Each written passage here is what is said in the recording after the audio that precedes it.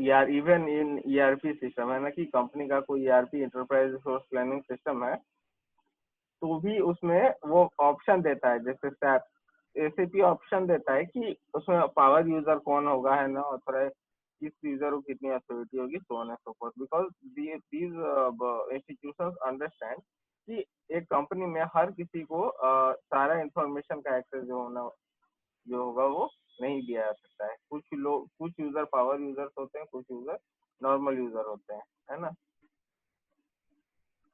तो security policy, आपको ये पॉलिसी है ना कि इस हाईआरकी है ना, इस लेवल के लोगों को सिर्फ इतना ही डेटा मिलेगा, फिर उससे नीचे लेवल के लोगों को डेटा नहीं मिलेगा, इस सर्टेन लेवल से ऊपर के लोगों को इतना पावर मिलेगा कि वो डेटा को एक्सपोर्ट करके एक्सेल में या किस फॉर्मेट में सेव कर सकते हैं, फोन और सो फोर्थ। तो इस तरीके की पॉलिसी जो है आपको उसके बाद वो डेवलप करनी होगी। तीसरा क्या है, इम्प्लीमेंटेशन प्लान, है ना। ये सारी चीजें जो है आपको फिर ऑन ग्राउंड इम्प्लीमेंट करनी पड़ेगी। यू विल हैव टू सी कि हाँ सच में जो सर्वर्स में है ना फायरवॉल वगैरह जो है आपको वो बिल्ड करना पड़ेगा, ताकि जो आप पॉलिसी लगा रहे हो वो ऑन प्रैक्टिकल ऑन ग्राउंड इस तरीके से इम्प्लीमेंट हो पाए, है ना। तो ये तीसरा पार्ट हुआ। चौथा क्या है, क्रिएट सिक्योरिटी ऑर्गेनाइजेशन, है ना। तो जो भी आपकी ऑर्गेनाइजेशन के लिए जितना भी सिक्योरिटी चाहिए, जिस तरीके का भी चाहिए, वो आप क्रिएट करिए, एंड उसके बाद लास्ट में परफॉर्म सिक्योरिटी ऑडिट, है ना, कि आपका जो वेबसाइट है या आपका जो क्या कहते हैं जो भी ई कॉमर्स पोर्टल है, उस पर किस किस तरीके के साइबर अटैक हुए हैं ना, कितना एसक्यूएल इंजेक्शन हुआ, किस तरीके के सिक्योरिटी ब्रीच हुए हैं ना साल भर में, इसका आप ऑडिट कर सकते हैं। और उस हिसाब से जो आपका वीक लिंक आ रहा है ना, जो आपका वीकनेस दिख रहा है ना, कि जिस वजह से बार बार साइट क्रैश हो रहा है, या जिस जिस पार्टिकुलर लेट्स से एरिया से अटैक आ रहा है ना, उसको आप फिर ऑडिट करने के बाद, ऑडिट मतलब क्या होता है, रेट्रोस्पेक्टिव, है ना, एक तरीके से हम चेक कर रहे हैं, एक तरीके से हम अपनी कैपेबिलिटी को एनालाइज कर रहे हैं कि हमारी क्या कमी रह गई कि यहाँ से साइबर अटैक हुआ और so on and so forth। ठीक है, तो ये पांच स्टेप का एक तरीके से वो है सिक्योरिटी प्लान है। उसके आगे जो है कंट्री की ये जो भी लॉज एंड पब्लिक पॉलिसी है उससे फर्क पड़ता है ना। तो जैसे यूएस में यूएसए पेट्रियट एक्ट है, होमलैंड सिक्योरिटी एक्ट है, ठीक है, and national information infrastructure protection act of 1996, है ना।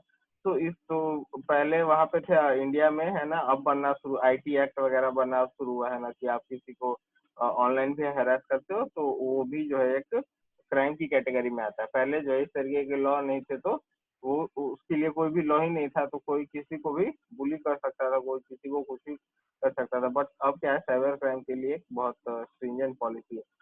तो ये इन पॉलिसी से भी है ना, आपको कोई भी ऑर्गेनाइजेशन जो कि ई कॉमर्स बिजनेस करे उसको थोड़ा सपोर्ट मिलता है ना।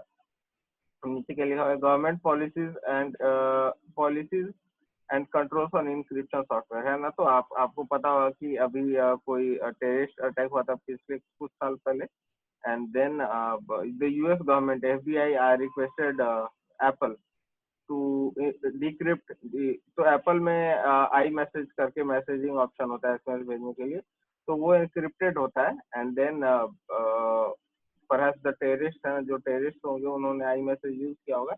यूएस गवर्नमेंट रिक्वेस्टेड, वो रिक्वेस्ट करते रह गए, लेकिन एप्पल ने टिल द एंड उसको नहीं कर दिया। तो depending upon country to country, है ना, हर कंट्री में इंक्रिप्शन की पॉलिसी अलग है। वहाँ पे हो सकता है गवर्नमेंट के पास इतना पावर नहीं हो जाए, बिलीव इंडिया में है, इंडिया में अगर इंक्रिप्टेड है स्टिल, उसके बावजूद जो है कंपनी को आई थिंक एफर्ट्स लगाने पड़ेंगे उसको डिक्रिप्ट करने के लिए, ठीक है।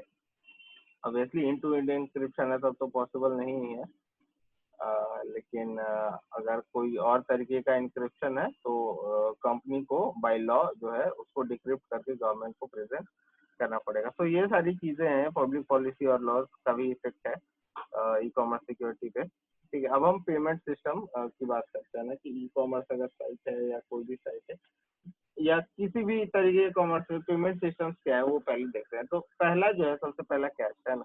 तो इन जनरल अगर मैं बात करूं तो कैश कैश सबसे मतलब सबसे पुराना फॉर्मेट है, लेकिन ई कॉमर्स के अगर पर्सपेक्टिव में बात की है तो ये सबसे बाद में है ना। ई कॉमर्स शुरू हुआ, इवन आप हमने उबर का जो है डॉक्यूमेंट्री देखा था, उसमें देखा था कि शुरुआत जब उन्होंने की थी तो इवन आज के डेट में भी इंडिया से बाहर अगर आप जाओगे तो आपको कैश से ये उबर वगैरह पेमेंट अलाउ नहीं करता है, क्रेडिट कार्ड से, क्योंकि इंडिया इस तरीके का मार्केट है जहाँ पे कि बहुत कम जनता है ना क्रेडिट कार्ड यूज करती है। अगर और जेंडर के हिसाब से देखो तो बहुत ही ज्यादा वो है ना। मैंने आपको बताया था कि 100 लोगों के पास क्रेडिट कार्ड है तो उसमें से सिर्फ 6 होगा वो फीमेल के पास होगा, बाकी 94 मेल के पास। तो इस तरीके का जहाँ पे डिस्ट्रीब्यूशन है पॉपुलेशन का है ना, वहाँ पे अगर आप सिर्फ क्रेडिट कार्ड ही रखोगे पेमेंट में तो बहुत दिक्कत आ जाएगी आपको।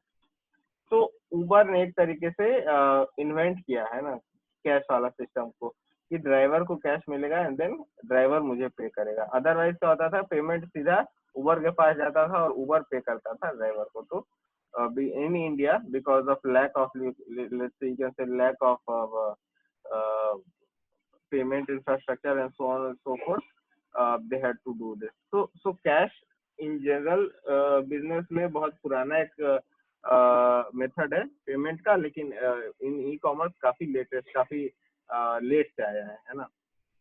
क्या लिख रहा है, most common form of payment in terms of number of transaction, है ना।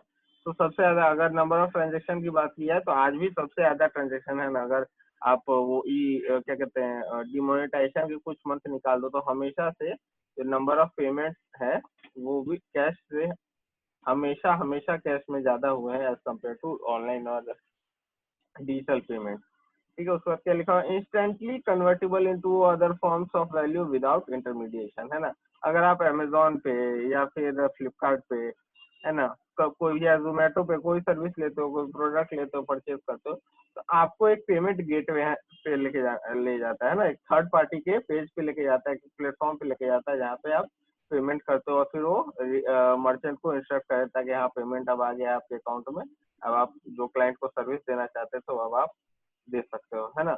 तो ये चीज कैश के साथ है कि आपको जो है कोई थर्ड पार्टी का इंटरमीडिएशन का जरूरत नहीं पड़ता है। आप होटल जाते हो, पैसा है तो सीधा वो आपको देता है ना, वहाँ पे बीच में कोई एक वो नहीं बैठा था सरकार का जीएसटी वाला या वकील कोई नहीं बैठा था कि हाँ ये जो नोट दे रहा है वो सही है या तो समझ रहे हो ना, कोई इंटरमीडिएटरी नहीं है। अगर आप कैश से पेमेंट कर रहे हो तो सीधा जो आपको सर्विस प्रोवाइडर आपको उसको कैश देना है एंड देन वो उसकी फिर रिस्पॉन्सिबिलिटी वो आपको सर्विस देगा, जो कि लेट से डिजिटल पेमेंट में इस तरीके का नहीं है। ठीक है, उसके बाद क्या कह रहा है कि चेकिंग ट्रांसफर है, तो अमेरिका में चेकिंग अकाउंट होते हैं, तो वो इंडिया में उतना पॉपुलर नहीं है, तो वो उसमें क्या इंटरेस्ट रेट काफी थोड़ा कम मिलता है एंड लेट्स एक नॉर्मल अकाउंट के कंपैरिजन में उस अकाउंट को एक्सेस करना थोड़ा आसान होता है। ठीक है, तो ये वो एक पेमेंट सिस्टम है वहाँ पे। क्रेडिट कार्ड, ठीक है, तो क्रेडिट कार्ड कैसे काम करता है, क्रेडिट कार्ड आप लोगों ने सुना होगा बहुत।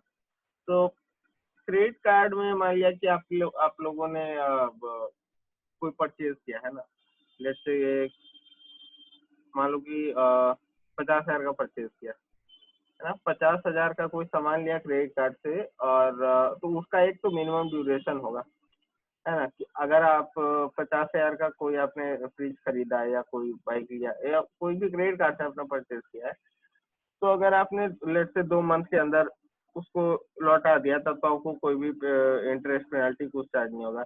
लेकिन आपको क्या ऑप्शन दिया जाएगा उसके अलावा, क्रेडिट कार्ड क्या बोला है कि कुछ एक मिनिमम है ना अमाउंट है, लेट से वो बोल देगा कि लेट से 6,000 रुपए है ना, कि आप या तो 2 महीने के अंदर पूरा पे कर दो, और आप ये मिनिमम वैल्यू है 6,000 पे करते रहो, कोई बात नहीं चलते रहेगा, पूरा पे करने की जरूरत नहीं है। ठीक है ना, तो वो मिनिमम वैल्यू है। तो अगर आप देखोगे वो तो हर महीने अगर आप मिनिमम मिनिमम पे करते रहोगे तो वो लगभग चला जाएगा आपको साल भर। तो अगर आप साल भर में देखोगे तो 12 कितना हो जाएगा, 72,000, है ना। तो 50,000 की चीज का आप कितना पे कर रहे हो एक तरीके से, 72,000, है ना। तो एक तरीके से क्रेडिट कार्ड में जो है वो आपको क्या बोलता है कि आप सर्टेन अमाउंट तक पे कर दो, अदरवाइज अगर एक मिनिमम अमाउंट है वो आप पे कर सकते हो, वो 6,000 या 6,000 से ऊपर का अमाउंट, है ना, आप पे कर सकते हो महीने सर्टेन नंबर ऑफ मंथ तक, तो भी आपका वो कवर हो जाएगा। लेकिन अगर आपने वो चीज किया तो आपको काफी वो महंगा पड़ेगा, है ना। कोई सामान जो है 50,000 का है उसके लिए आप 72,000 पे कर रहे हो, तो काफी ज्यादा है ना, ये 40% के आसपास का इंटरेस्ट रेट हो गया। तो कहने का मतलब ये है कि क्रेडिट कार्ड में जो है आपको आपको कई तरीके के रिवॉर्ड्स मिलते हैं, लेकिन बैंक जो है वो क्या चाहती है एक तरीके से कि आप उसको थोड़ा, है ना, एक मिनिमम अमाउंट ही पे करते रहो, काफी ज्यादा टाइम तक उसको आप देते रहो, है ना, rather than making the payment at one time. Payment एक बार में कंप्लीट करने के बजाय वो क्या चाहता है कि आप कई बार में उसको दो, है ना, ताकि आपसे वो ज्यादा इंटरेस्ट आपके ऊपर चार्ज किया जाए। तो इसको जो है थोड़ा हम डिटेल में देख सकते हैं। Credit card, because from your exam perspective as well, it is quite interesting.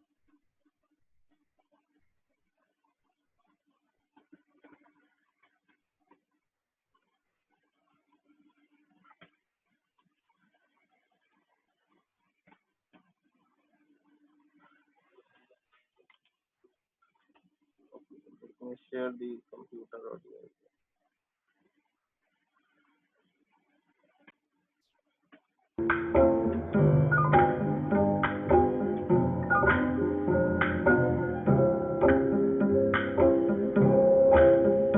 I don't know about you, but I haven't withdrawn money from my ATM machine in probably about a year. I use credit cards for everything. But what happens when you actually swipe your card, and where did this whole credit card revolution come from? Let's go back 70 years. It started off with rich plutocrats in New York City that didn't want to have to carry cash. There was a program called Diners Club. If you went to a fancy schmancy restaurant in New York in 1945 or 1948, 1949, you had to carry around cash with you. If you're buying a very expensive steak with caviar and expensive wine, it's a lot of cash. So there was a program, it was a charge card, it was not a credit card. You weren't borrowing money. If you didn't pay off the bill at the end of the month, you would be cut off from your Diners Club. There's a handful of restaurants in New York started using this. And then American Express copied this idea. There's no borrowing. It was mainly for rich people in New York. In 1956, a middle manager at Bank America, which was at the time based in San Francisco, had this idea of let's do a mass market credit card. So in 1958, Bank America introduced the Bank Americard. They gave basically every man, woman, and child in Fresno, California, a credit card. So you open up your mail, inside was a plastic card. It said, congratulations, you now have a credit card. They got every merchant to accept these credit cards in Fresno. It worked great, but it worked terribly. It worked great in that people actually used it. It worked terribly in that the losses were catastrophic because I'm giving people credit. They didn't have the money for it. You got the card in the mail and you could start using it that day. And there was nothing electronic about it. And it turned out that a lot of other banks wanted to use this process as well. There was a competing consortium, which at the time was called MasterCharge, which rebranded as MasterCard. And then about 10 years ago, both MasterCard and Visa became actual for-profits, went public. Today, Visa has over a $200 billion market cap and MasterCard has over a $100 billion market cap. The best way of thinking about them is they are routers. They don't actually have consumers as clients. They're the central clearing function. So Visa's clients are issuing banks like Wells Fargo, Bank America, and acquiring banks. Acquiring bank is a bank that acquires merchants who accept Visa and MasterCards. So there are really 5 parties in a transaction. There's the consumer, who of course has the card. There's the issuing bank that issued them that particular card and is taking all of the risk. If that consumer goes bankrupt, can't pay their bills, the bank is on the hook for that. There's the network, which provides the infrastructure by which the issuer issues that card. Then there's the acquiring bank, and even somewhat pseudo-acquiring banks like Stripe and Square. They're not banks, but they acquire lots and lots of merchants. So for all intents and purposes, they almost act like an acquiring bank. And then there are the merchants. What Visa does is they let the issuing bank talk to the acquiring bank. There are 5 parties. Here you are. When you go buy your burrito, you have a credit card. The credit card might have been issued by, let's just call it like Bank of America. Bank of America works with predominantly Visa. Now, Visa, they sit in between the issuing bank, this is Bank of America here, and then the bank signs up a merchant like Chipotle.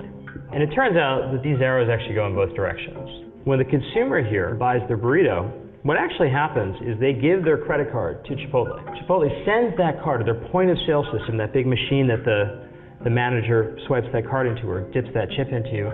They send that to Chase.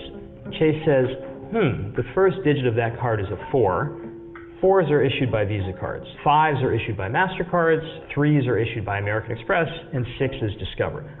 Starts with a 4, send it to Visa. Visa says, the next 5 digits actually denote the identification number of the issuer. That's a Bank of America card. So Visa then sends that full card number, the merchant name, and the dollar amount to Bank of America, and then Bank of America has to make a decision of, do I approve this transaction, yes or no? Bank of America says, okay, we think that you are good for the money on the burrito, and we think it's actually you, there's no fraud, nothing unseemly is going on. Bank of America tells Visa, all systems go, approve the transaction. Visa tells Chase, all systems go, the transaction has been approved. Chase tells the point of sale system, tells Chipotle, point of sale system at Chipotle, prints out that receipt, and if it's over $25, they'll say, please sign here. So that's the end-to-end process of a transaction. One of the mistakes that people make is that they think that Visa is the credit card company, or if you have a problem with your bill, if your Chipotle burrito didn't taste good, maybe you should go complain to Visa. Visa doesn't even know who you are. Visa does not work with you as a consumer. You never have a relationship with Visa, nor does Chipotle have a relationship with Visa. That's the really interesting thing. Visa only lives in this ecosystem. They connect the issuing bank to the acquiring bank. So when you go pay for your burrito, I think it's a very simple process. You give the card to the cashier charges your card. It turns out there are a lot of parties that the money passes through.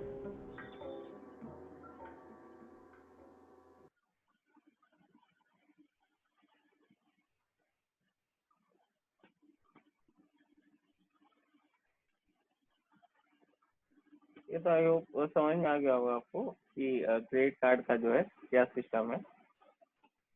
जो merchant के bank and जो client का bank है वो visa या master card से link रहता है, एंड देन ट्रांजेक्शन तरीके से कंप्लीट होता है।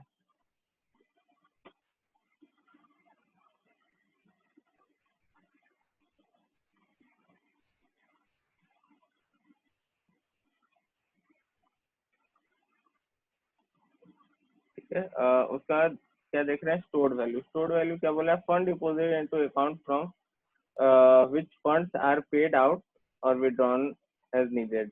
एग्जांपल क्या दे रहा है, गिफ्ट सर्टिफिकेट ऑनर। तो कई बार जो है कंपनी जो है अपने एम्प्लॉयज को कूपन वगैरह देती है ना, सोडेक्सो कूपन, जिससे जिससे कैंटीन वगैरह में पेमेंट वो कर सकते हैं, या फिर अमेजोन पे गिफ्ट कार्ड आता है, वो कंपनी कई सारे अपने एम्प्लॉयज को देते हैं, वो कोई परचेज कर सकता है ना। तो ये एक तरीके का पेमेंट सिस्टम हो सकता है ना। और क्या हो सकता है, peer to peer payment system. आप किसी को फोन पे या गूगल पे पे कर दो, ये भी है peer to peer payment system का एग्जांपल है। Accumulated balance, account that accumulate expenditure and to which consumers make period payment, है ना। जैसे आपका गैस का बिल होगा, क्या एग्जांपल में दिया हुआ है, यूटिलिटी फोन अकाउंट। जैसे आपका गैस का हुआ तो गैस का महीने में एक बार बिल आएगा, बिजली का बिल महीने में एक बार आएगा, है ना। फोन का बिल आ सकता है, लैंडलाइन वाला। तो इस तरीके का जो बिल है वो तो वो क्या होता है, वो बैलेंस एक्यूमुलेट होता है ना। तो वो एक अलग तरीके का पेमेंट आपको करना होता है, जो कि सर्विस वेरी करती है डिपेंडिंग अपॉन आपका जो यूसेज है ना, टैरिफ के हिसाब से आपका वो करता है, गैस हो, बिजली हो, फोन हो, जो भी हो। ठीक है, तो ये एक्यूमुलेटिंग बैलेंस वाला टाइप का पेमेंट आपको करना हो सकता है। ठीक है, फिर कई सारे डायमेंशन में ना कंपेयर किया गया है अलग अलग पेमेंट्स को। क्या क्या डायमेंशन है, इंस्टेंटली कन्वर्टेबल विदाउट इंटरमीडिएशन, है ना। कैश, सिर्फ कैश है, देखो बाकी कोई भी नहीं है।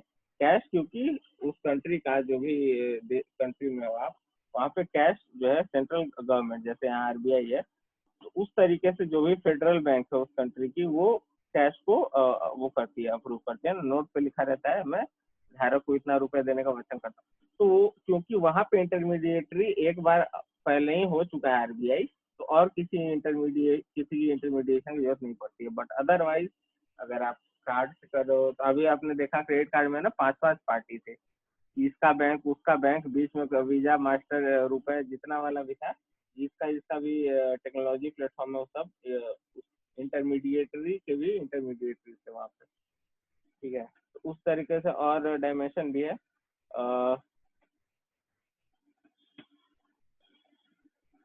Low transaction cost for small transaction, है ना।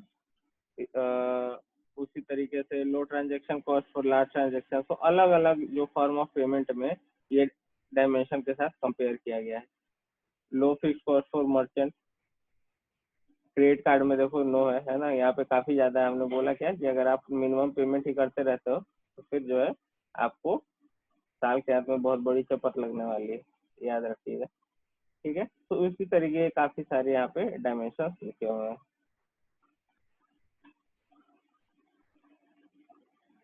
क्या लिखा है, 55% ऑनलाइन पेमेंट जो है वो क्रेडिट कार्ड के थ्रू होता है और 28% के आसपास डेबिट कार्ड के थ्रू, है ना। लिमिटेशन की अगर बात की जाए तो क्या क्या लिमिटेशन, क्या क्या कमियां हैं, क्या क्या लोगों के मन में डर होता है, सिक्योरिटी का एक, है ना।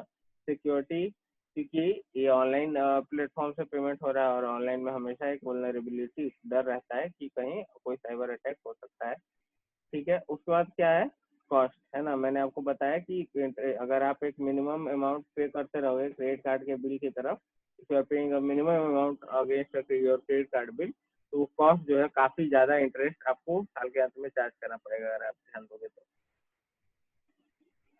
ठीक है, उसके बाद क्या है, सोशल इक्विटी, है ना। तो कई तरीके की चीजें हैं, वो आप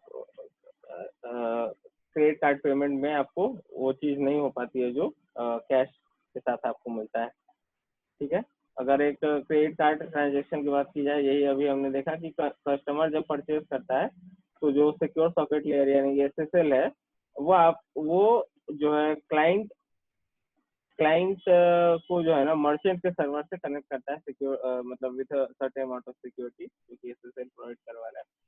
फिर मर्चेंट का जो सर्वर है वो जो है क्लियरिंग हाउस से कनेक्ट करेगा, क्लियरिंग हाउस जो है वेरीफाई करेगा, है ना, जो अकाउंट है तो उसका मतलब जो क्रेडिट कार्ड इशू करने वाला बैंक है उसके साथ वो वेरीफाई करेगा, क्लियरिंग हाउस का सर्वर। और उसके बाद फिर एक बार वेरिफिकेशन हो गया कि हाँ भाई ये कार्ड जो है ये इसी का ही है जो पेमेंट कर रहा है और इतनी इंफॉर्मेशन बाकी चीजें सही डाली है, ठीक है, तो फिर क्या है, मर्चेंट के बैंक में पैसा चला गया, है ना। Issuing card credit amount, credit merchant account, है ना, क्रेडिट मतलब पैसा दे देना किसी को, तो क्रेडिट कर देगा उसके अकाउंट में और फिर कस्टमर को वो चला जाएगा, बिल जाएगा, है ना, कि अगर आप मंथली स्टेटमेंट उसको है चला जाएगा कि आपने ये परचेज किया आपने क्रेडिट कार्ड से। ठीक है, उसके आगे क्या लिखा हुआ है, डिजिटल वैलेट, है ना। डिजिटल वैलेट आप जान रहे होंगे कि सबसे पॉपुलर कौन सा है, पेटीएम, है ना। It emulates functionality of a wallet by authenticating consumers, storing and transferring value, and securing payment process from consumer to merchant, है ना। तो पेटीएम आप कह सकते हैं कि नंबर 1 डिजिटल वैलेट है। तो क्या बिजनेस मॉडल है पेटीएम का, पेटीएम कैसे अर्न करता है, पेटीएम के कई सारे पार्टनर्स हैं, है ना। तो एक तो मर्चेंट, जहाँ दुकान में भी आप पेमेंट करते हो तो वो अपने पेटीएम वैलेट से अपने अकाउंट में, अगर आप यूपीआई से आपने नहीं पेमेंट किया, पेटीएम आपके अकाउंट से मर्चेंट के पेटीएम वैलेट में पैसा जा रहा है, तो वो पैसा जब वो अपने अकाउंट में ट्रांसफर करेगा तो 2-3%, 4% के आसपास जो है उसको मार्जिन देना पड़ेगा पेटीएम को। तो Paytm earn from that and also कई सारे सर्विस जैसे कि बिजली का, फोन का, कई सारी जो सर्विसेज है ना, तो वहां पे भी आप जो मर्चेंट है, मान लिया